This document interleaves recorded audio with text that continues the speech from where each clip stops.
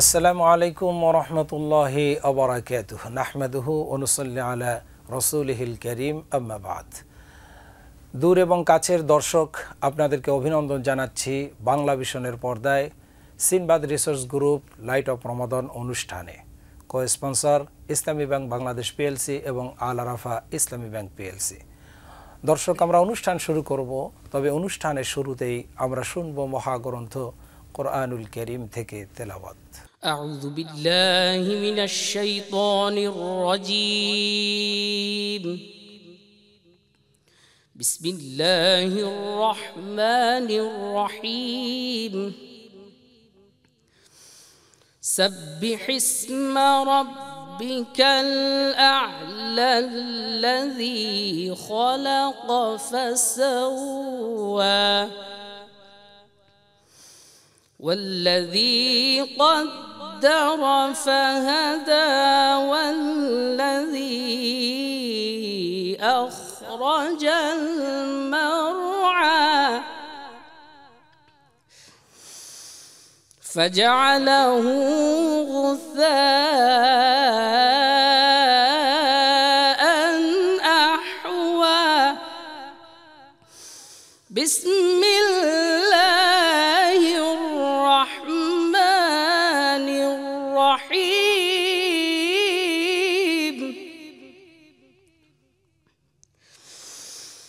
سبح اسم ربك الأعلى الذي خلق فسوى والذي قدر فهدى والذي أخرج المرعى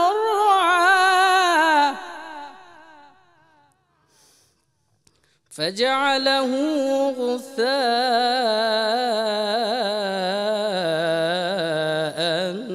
أحوى.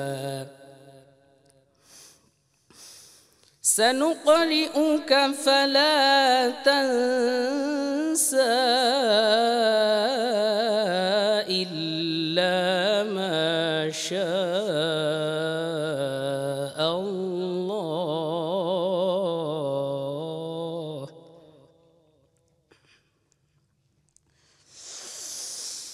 فجعله غثاء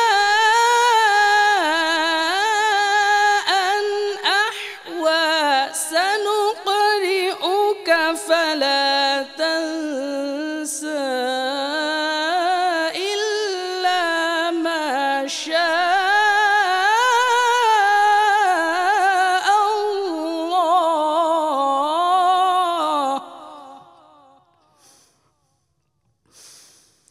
إنه يعلم الجهر وما يخفى.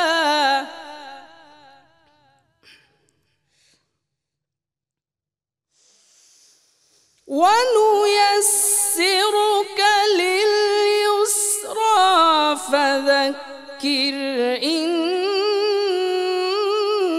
نفعت الذكرى. سيذكر من يخشى.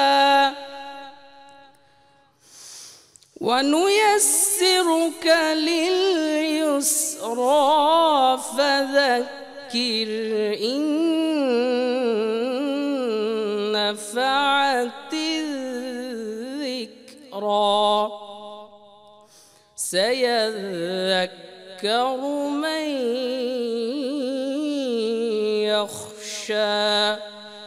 صدق الله العظيم. দর্শক, আমরা কারি সাহেবের কণ্ঠে শুনলাম চমৎকার সুললিত কোরআন তেলাওয়াত। এ পর্যায়ে রয়েছে দৈনন্দিন বিষয়ভিত্তিক আলোচনা, আর আজকের বিষয় হচ্ছে ইসলামে নারীর অধিকার।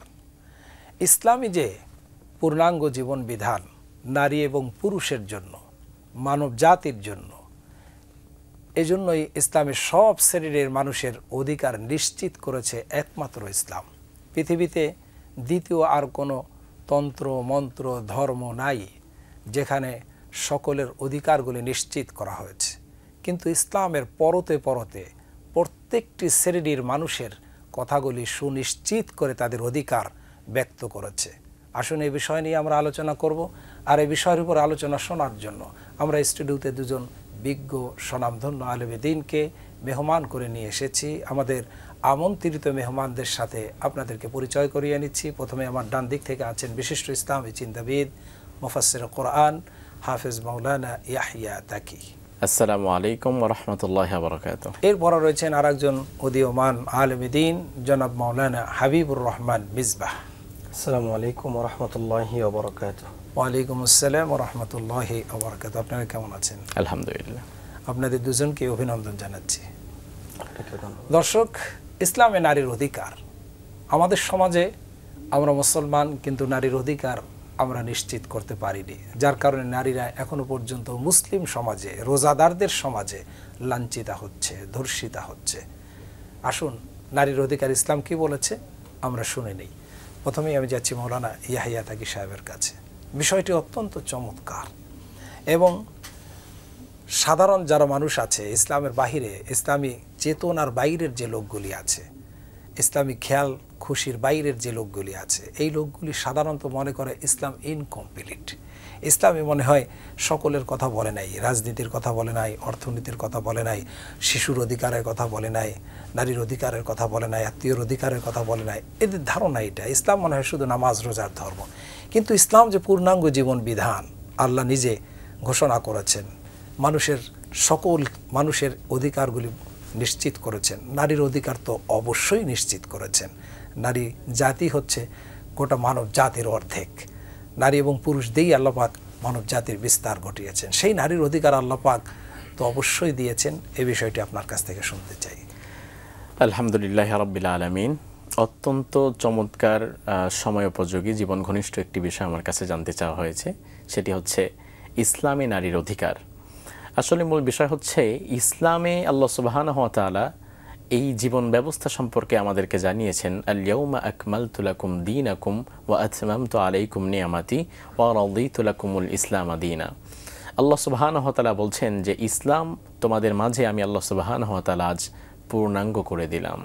ইসলাম এই জীবন ব্যবস্থা দিয়ে আমি আল্লাহ সুবহানাহু ওয়া তাআলা খুশি হয়ে গেলাম, আমার নিয়ামত আমি তোমাদেরকে পরিপূর্ণ করে দিলাম।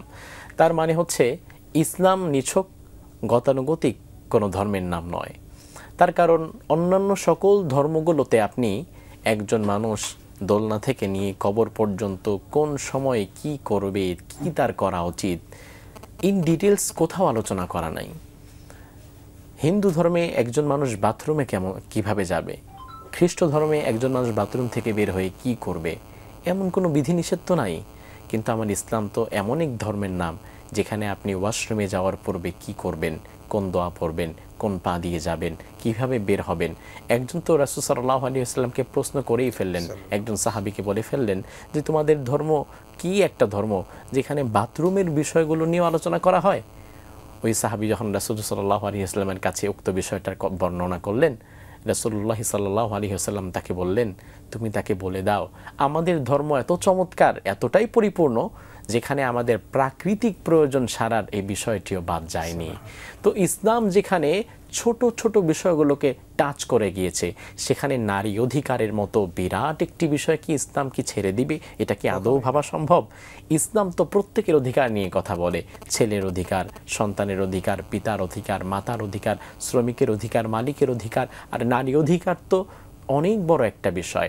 নারী অধিকার সম্পর্কে যদি বলতে হয়, আল্লাহ সুবহানাহু ওয়া তাআলা কোরআনুল কারীমে নারীদের নারী সংক্রান্ত আলাদা একটি সূরা নাজিল করে দিয়েছেন এবং যেই সূরার ব্যাপ্তি বেশ খানিকটা বড়।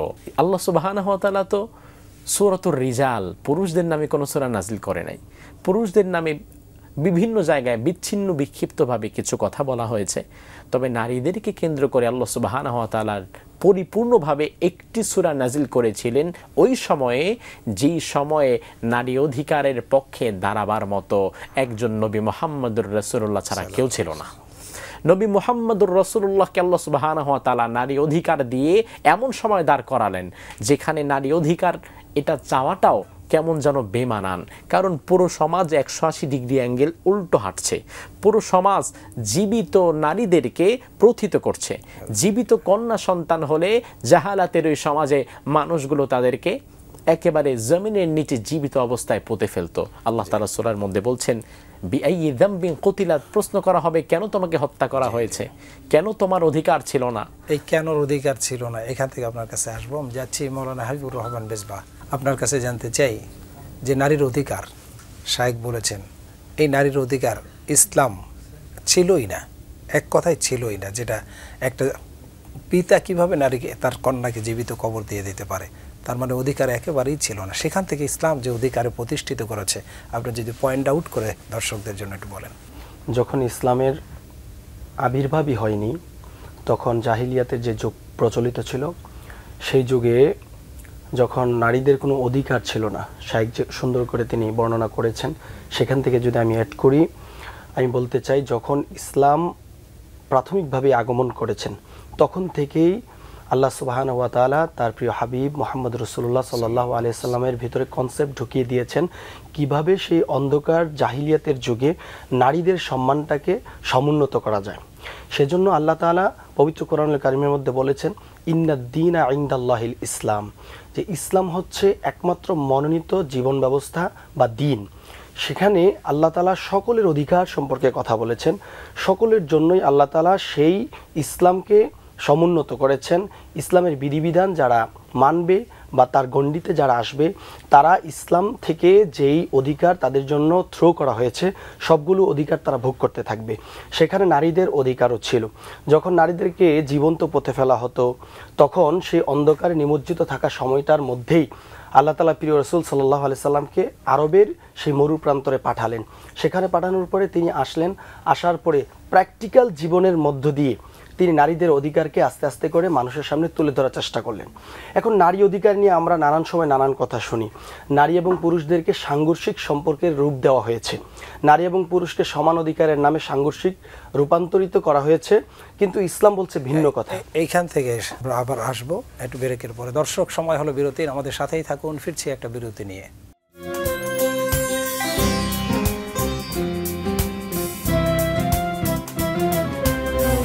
দর্শক, বিরতি থেকে ফিরে পুনরায় আপনাদেরকে অভিনন্দন জানাচ্ছি। Sinbad research group light of Ramadan অনুষ্ঠানে co-sponsor Islami bank PLC এবং আল আরাফা ইসলামী ব্যাংক পিএলসি এর সৌজন্যে।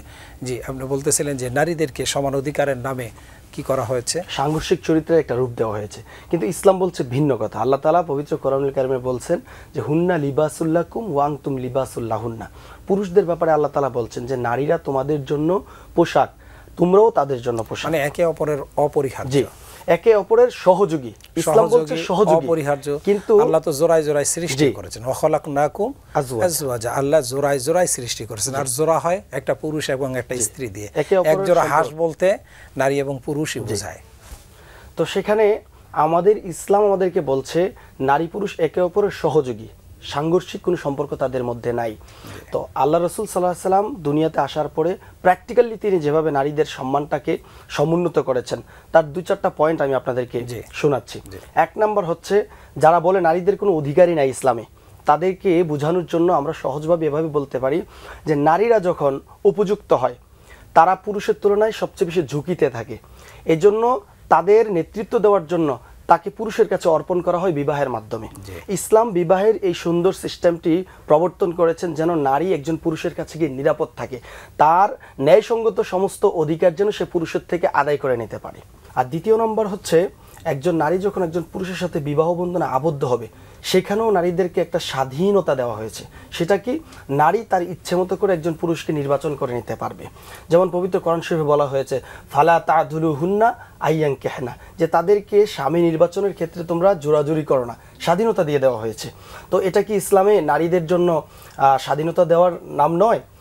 এখানে তারপরে 3 নম্বর যেটা বলা হচ্ছে, একজন নারী যখন একজন পুরুষের কাছে বিবাহের সময় দুইজন দুইজনকে পছন্দ করার অধিকার ইসলাম দিয়েছে। এটা অন্যান্য ধর্মে তেমন একটা নেই।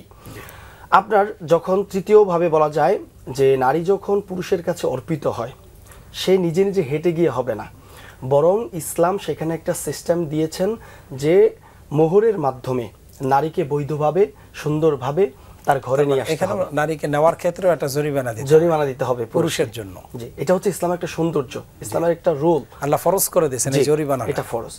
তারপরে আল্লাহ রাসূল সাল্লাল্লাহু আলাইহি ওয়াসাল্লাম বলছেন, নারীকে শুধু বিয়ে করছো, মোহর দিয়েছো, বিষয়টা এখানেই সীমাবদ্ধ নয়। তার সমস্ত দায় দায়িত্ব নিতে তার হবে। দায় দায়িত্ব নিতে হবে, এবং সেটা কিভাবে নিতে হবে আল্লাহ রাসূল সাল্লাল্লাহু আলাইহি ওয়াসাল্লাম তার গোটা জীবনীতে উম্মতের জন্য নিজে সেটা আমল করে দেখিয়ে গিয়েছে। ইসলামী একমাত্র জীবন বিধান, ইসলামী একমাত্র ধর্ম যেখানে নারীদের সমস্ত অধিকারকে সমুন্নত করা নিশ্চিত হয়েছে। করেছে। যে মৌলানা সাহেবের কাছে, জি উনি তো দুই একটা পয়েন্ট আউট করেছেন, কিন্তু এই নারীকে একেবারে জীবন্ত কবর থেকে নারীকে কি কি মর্যাদায় ভূষিত করেছে ইসলাম, যে আজকালকার যে নারীবাদীরা জানে না যে ইসলাম নারীকে কি মর্যাদায় ভূষিত করেছে, না জানার কারণে ইসলামের ব্যাপারে তারা মানে বেলেম দেয়, অপবাদ দেয় যে ইসলাম নারীকে ঠকিয়েছে। কিন্তু মর্যাদার দিক থেকে কি দিয়েছে এবং ইসলাম আসলে তাদেরকে ঠকিয়েছে কিনা আপনি যদি পয়েন্ট আউট করে দর্শকদের জন্য বলেন। আলহামদুলিল্লাহ, আসলে বর্তমানে আমাদের সমাজ ব্যবস্থার মধ্যে ইসলামী শিক্ষা, ধর্মীয় শিক্ষার অভাবের কারণে এক শ্রেণীর নারীরা যারা তথাকথিত নারীবাদী আন্দোলন করে, তারা মূলত একটা সস্তা কথা বলে যে আমরা নারী পুরুষ সমান অধিকার চাই। তবে তারা যদি প্রকৃত ইসলাম জানতো তাহলে কোনোদিন সমান অধিকার চাইতো না, বরং তারা বলতো ইসলাম নারীকে যে অধিকার দিয়েছে আমরা সেই অধিকার চাই। কিন্তু তারা সমান অধিকার চেয়ে এখানে আরেকটা ভুল করে। ইসলাম তো সেই যুগে এসেছিল যেই যুগে কারো কন্যা সন্তান হয়েছে, খবর দেয়া হলো যে ভাই আপনার একটা মেয়ে হয়েছে। আল্লাহ তাআলা কোরআনে বলছেন বুশশিরা আহাদুহুম বিল উনসা যাল্লা ওয়াজহুহু মুসওয়াদ্দা, শোনার পর এই চেহারা রাগে লাল হয়ে গেছে, কালো হয়ে গেছে। এটা কি কথা বললো, আমার নারী হয়েছে, এটা হতে পারে? অর্থাৎ মেয়ে হয়েছে, শোনার পরে রাগে অগ্নিশর্মা হয়ে যাচ্ছে, সে রাগে কষ্টে মেয়েকে জীবন্ত দাফন করে দেয়া হচ্ছে। এখন আমাদের সমাজে এরকম কিছু চরিত্র মাঝে মাঝে পাওয়া যায় যে মেয়ে হলে রাগ করছে, স্ত্রীকে ডিভোর্স দিয়ে দিচ্ছে, তালাক দিয়ে দিচ্ছে, অপয়া বলছে। এগুলো আসলে কুসংস্কার, জাহালাত তার মধ্যেও বিদ্যমান, এটা আমরা ধরে নিতে পারি। ওই সময়টাতে রাসূল সাল্লাল্লাহু আলাইহি ওয়াসাল্লাম চমৎকার একটি হাদিস বললেন। রাসূল বললেন, শোনো, মান আলা সালাসা বানাত ফাআদ্দাবাহুন্না ওয়া আহসানাহুন্না ওয়া যাওয়াজাহুন্না ফাউলাইকা আলাইহিল জান্নাহ। তোমাদের কারো যদি 3টে কন্যা সন্তান হয়, তাহলে তোমরা যদি তাকে লালন পালন করো, আদর যত্ন করো, দিন শেখাও, আদব কায়দা শেখাও, একজন উত্তম পাত্রের কাছে পাত্রস্থ করে দাও, আল্লাহর জান্নাত তোমার জন্য ওয়াজিব হয়ে যাবে। এত চমৎকার একটি বিষয় দিলেন। ইসলাম নারীকে যেই নারীর কারণে জান্নাতের গ্যারান্টি, এবং যেই নারী ছিল মূলত পায়ের তলায়, নারী ছিল পুরুষের পায়ের তলা নিতে, ইসলাম আসার পরে বলল আল জান্নাতু তাহতা আকদামিল উম্মাহাত। কিসের নারীর পায়ের, কিসের পুরুষের পায়ের নিচে নারী থাকবে? বরং রাসূল তো বললেন দুনিয়ার সকল মা জাতি, নারী জাতির পায়ের নিচে সন্তানের বেহেশত আল্লাহ সুবহানাহু ওয়া তাআলা করে দিয়েছেন। কোথায় নিয়ে গিয়েছে? ইসলাম একজন নারীকে তার জীবনের প্রতিটি সেক্টরে চলার মতো সুযোগ দিয়েছে, সময় দিয়েছে। এবং ইসলাম নারীকে ঠকিয়েছে এই কথা যারা বলে, তারা মূলত ইসলাম সম্পর্কে তেমনটা জানে না। জানলে আমার বিশ্বাস তারা তো বুদ্ধিজীবী, বুদ্ধিমান, তারা এই কথা বলতো না। কারণ আল্লাহ সুবহানাহু ওয়া তাআলা কোরআনুল কারীমের মধ্যে বলছেন, মান আমিলা সালিহাম মিন যাকারিন আও উনসা ওয়া হুয়া মুমিন ফালানুহইয়ান্নাহু হায়াতান তাইয়্যিবাহ ওয়া লানাজজিয়ান্নাহুম আজরাহুম। আল্লাহ সুবহানাহু ওয়া তাআলা বলছেন, কেউ যদি পুরুষ হোক, এরপরে আবার আলাদা করে বললেন অথবা নারী হোক, পুরুষ হোক কিংবা নারী হোক, তারা যদি ঈমানদার হয়, মুমিন মুমিনা হয়, তাহলে আমি আল্লাহ সুবহানাহু ওয়া তাআলা দুনিয়াতে উত্তম জীবন তাদেরকে দান করব, পরকালে উভয়ের জন্য আমি আল্লাহ তাআলা জান্নাত দান করব। ইসলাম যদি নারীকে ঠকাতো, তাহলে উভয়ের আমলের ওজন আল্লাহর দরবারে এক হবে কেন? ইসলাম তো কখনো নারীকে ঠকায় নাই। ইসলাম নারীর জান মালের সর্বোচ্চটুকু পর্যায়ে নিরাপত্তা নিশ্চিত করেছেন। আমাদের এই সমাজের নারীরা তারা ইসলামী অধিকার যায় না, তারা ইসলামী অধিকার সম্পর্কে জানে না, তারা পাশ্চাত্যের সমাজ ব্যবস্থা সম্পর্কে জানে। তবে বর্তমান যেই ধর্ষণ সংক্রান্ত ঘটনা ঘটছে, এই ধর্ষণ সংক্রান্ত ঘটনাগুলোকে যদি আমরা ইসলামের দৃষ্টিতে বাছবিচার করতে চাই, তাহলে আমরা এক কথায় বলতে পারি, ইসলাম ধর্ষণের যে শাস্তি সমাজে দিয়েছে, ধর্ষণ যে করবে ধর্ষকের শাস্তি হবে ইনস্ট্যান্ট, তার মৃত্যুদণ্ড। এবং সেটা কিভাবে হবে? ফালইয়াশহাদ আযাবাহুমা তাইফাতুম মিনাল মুমিনিন। ঈমানদারদের একটি জনগোষ্ঠীর চোখের সামনে তা হতে হবে। বর্তমান মাগুরার যে বাচ্চা নারী, বাচ্চা মেয়ে, তার সাথে যেই অপকর্ম সংঘটিত হয়েছে তার আপন মানুষজনের দ্বারা, ইসলামের কথা হচ্ছে এক্ষেত্রে সাক্ষী সুবুত দলিল প্রমাণ যেহেতু কমপ্লিট, আর কোনো কথা নাই, তাকে সরাসরি মৃত্যুদণ্ডে দণ্ডিত করা হবে। একজনের মৃত্যুদণ্ড দিলে বাকি সমাজের সকল ধর্ষক সোজা হয়ে যাবে। দুজনকেই ধন্যবাদ। চমৎকার আলোচনা করেছেন। যদিও সময় একেবারে কম আমাদের, নইলে এই বিষয়ে আরও কথা আসতো ইনশাআল্লাহ। দর্শক, আমাদের সময় একেবারে শেষ প্রান্তে। এক কথায় নারীর অধিকার নিশ্চিত করেছে ইসলাম। ইসলাম যদি মেনে চলেন, ওই নারী তার সতীত্বের নিরাপত্তা পাবে, তার জীবনের নিরাপত্তা পাবে, তার খাওয়া পড়া চিকিৎসা বাসস্থানের 100% গ্যারান্টি ইসলাম পুরুষকে দিয়ে নারীর পূরণ করেছে। সুতরাং নারীর অধিকার ইসলাম দেয়নি তো কে দিয়েছে? অতএব ইসলামের কাছে আসুন, তাহলে দেখবেন এই সমাজ থেকে নারী আর ধর্ষিতা হবে না। শাস্তি যদি নিশ্চিত করা হয়, অটোমেটিক্যালি ধর্ষকের কলিজা কেঁপে উঠবে, কার দিকে তাকাবে? আসুন না এই ইসলাম মেনে আমরা নারীর অধিকারকে নিশ্চিত করি। এই আহ্বান রেখে আগামী পর্ব দেখার আমন্ত্রণ জানিয়ে আজকের মতো বিদায় নেব।